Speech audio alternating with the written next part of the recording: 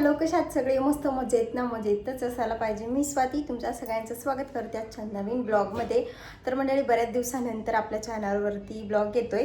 तर गावाकडून आले तसं मी काही ब्लॉग्स लावून टाकलाच नाही आहे, मिनी ब्लॉगच टाकलेले आहेत. म्हटलं चला आज तरी टाकूया आपण.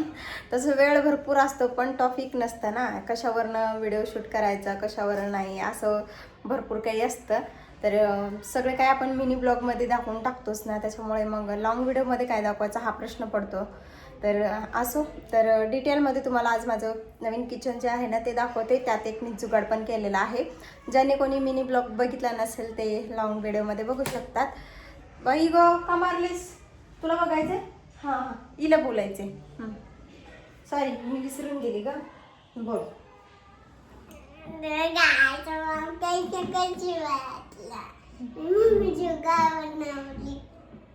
काय बनवली?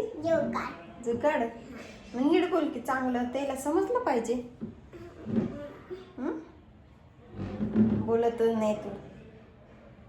बोलती? हॅलो गाईस म्हण.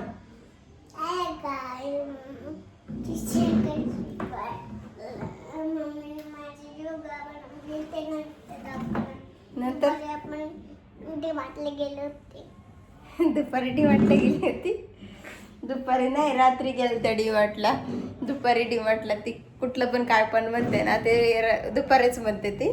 तर असो, तर तुम्हाला नवीन किचन दाखवते मी. सोबत कालचा डीमार्टमधला पसारा आणलेला होता, ते पण भरून ठेवायचं आहे, तसंच ठेवलेलं आहे मी. तर चला सगळं काय करून घेऊया. आज पावभाजी बनवायची, त्याची पण रेसिपी तुमच्यासोबत शेअर करते. तर चला व्हिडिओला स्टार्ट करूया. तर चला तुम्हाला दाखवते, सगळी रूमच दाखवते म्हणजे तुम्हाला समजून जाईल.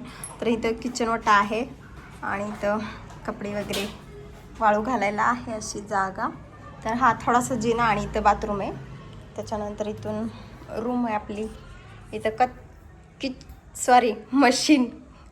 तर हे मशीनला ही अशी कारागिरी माझ्या लेकीनं केलेली आहे. हे माझ्या लेकीचं काम आहे असं. इथंच काय तर हे बघा, असं भिंतीवर इकडं सगळीकडे हेच असतं. हिचं काय करायली? फ्रीजला बंद कर.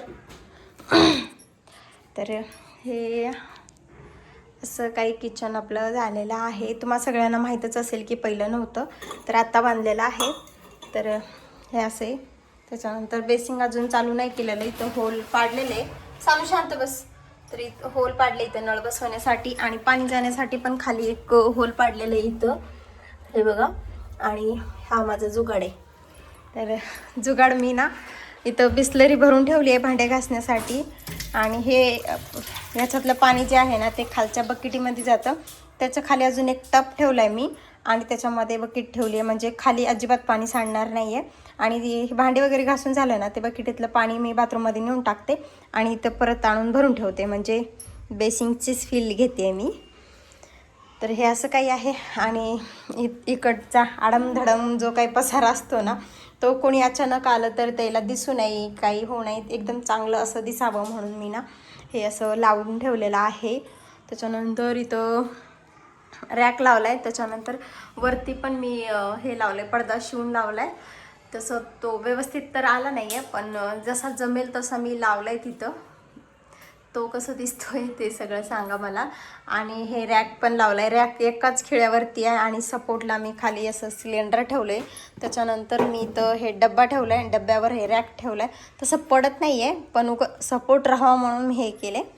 तर हा आणि हा बाजार आणलेला आहे, तसंच राहिला आहे भरून ठेवायचं, म्हणलं सकाळी ठेवूया. आणि हे फॅन बसवायसाठीच काढून ठेवलं आहे वरती, पण स्वराजच्या पप्पाला टायमिंग नाही त्याच्यामुळे ते खालीच आहे.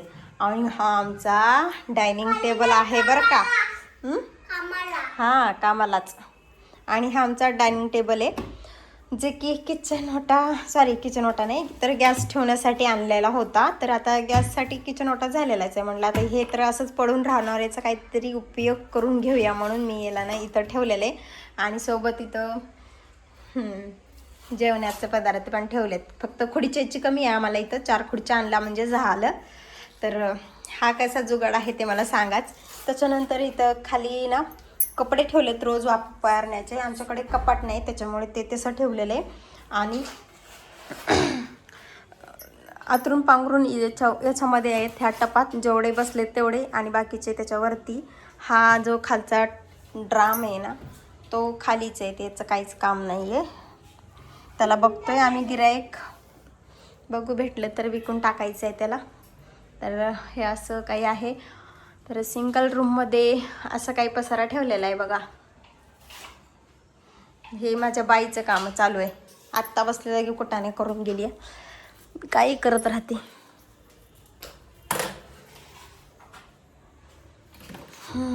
तर हे असं काही आहे, लांबून दाखवते.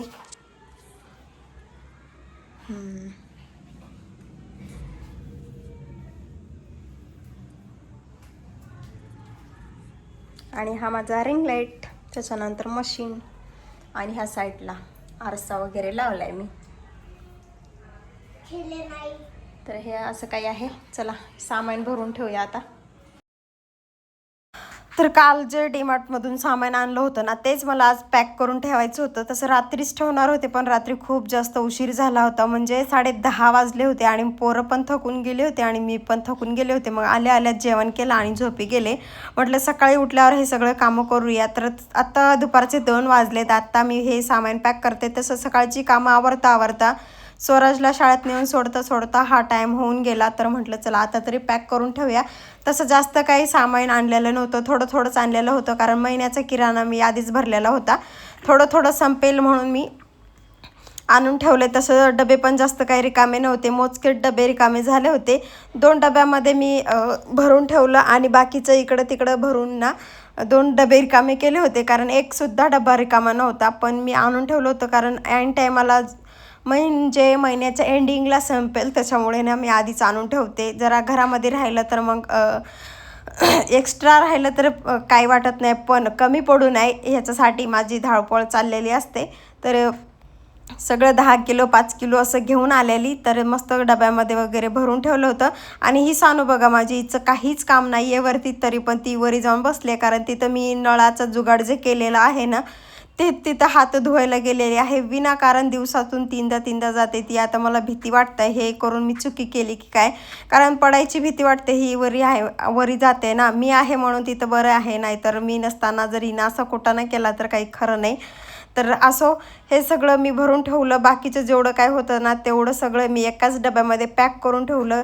आणि आम्हाला तेल ना महिन्याला 4 पॅकेट लागतात. तो मला किती लागतात ते कमेंट करून मला नक्कीच सांगा. तसं तर पावभाजीची रेसिपी ना मला कालच बनवायची होती, पण अचानक सानूला काल उलट्या झाल्या, त्याच्यामुळे मला काही सुचलं नाही आणि जागच्या जागीच मी व्हिडिओ ठेवला.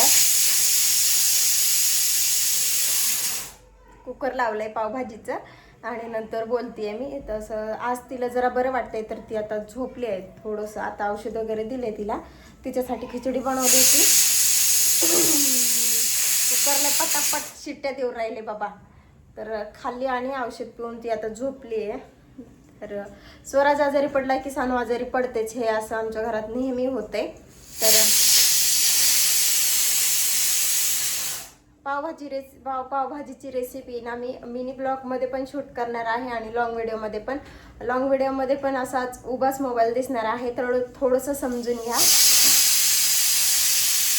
आपल्या शेत्या होत आहेत. तर ही एक नवीन साडी घेतलेली आहे मीशोची. याच्यावरचं काय ब्लाऊज शिवले नाही, पण मला साडी नेसून बघायचा, नवीन साडी असेल ना ती नेसून बघायची खूप हौस आहे, त्याच्यामुळे नेसले. तर साधी सिंपल एकदम आणि रोज वापरायला पण खूप छान अशी आहे साडी. ब्लाऊज पण शिवेल मी याचं लवकरच. तुम्ही म्हणसान अगं बाई आधी ते कुकरला तरी बोलू दे, नाही तर तू तरी बोल. दोघांचं पण चालू असणार आहे, कारण टाइम नाही माझ्याकडे, त्याच्यामुळे. चला रेसिपीला लागूया. पावभाजी बनवण्यासाठी नाही तर सगळ्या मिक्स भाज्या ना कुकरला लावून ठेवल्या. त्याच्यानंतर बारीक कोथिंबीर वगैरे कट करून घेतली, सोबत कांदा टमॅटो शिमला मिरची सगळंच काही कट करून घेतलं. भाज्या शिजल्या होत्या, मस्त मॅशरमध्ये मॅश करून घेतल्या. सॉरी मॅशर नाही आहे तर खलबत्त्यावरचा धोंडा जो असतो ना त्यांनी मॅश केल्या. कढईमध्ये थोडंसं तेल बटर लसूण आणि थोडासा कांदा टमॅटो टाकून मस्त फ्राय करून घेतलं. त्याच्यानंतर बारीक कट केलेली शिमला मिरची ती पण छान अशी मिक्स करून घेतली. त्याच्यानंतर लाल तिखट धने पावडर आणि कांदा लसूण मसाला पावभाजी मसाला आणि वाटाणे टाकून मस्त फ्राय करून घेतलं. त्याच्यानंतर शिजलेल्या भाज्या टाकल्या आणि ते पण छान मिक्स करून ना त्याच्यावर थोडंसं चवीपुरतं मीठ, हळद आणि कोथिंबीर टाकून ना मस्त अशी चमचमीत पावभाजी रेडी केलेली आहे. तसं फुल रेसिपी तुमच्यासोबत शेअर करणार होते, पण फुल रेसिपी काय माझ्याच्यानी शेअर करता आलीच नाही. त्याच्यामुळे जेवढी झाली तेवढी मी तुमच्यासोबत शेअर केलेली आहे. तसं शॉर्ट व्हिडिओमध्ये सुद्धा तुमच्यासोबत शेअर केलेली आहे. तर पावभाजीची रेसिपी तुम्हाला कशी वाटली कमेंट करून नक्कीच सांगा. भेटूयात अशाच एका नवीन ब्लॉगमध्ये.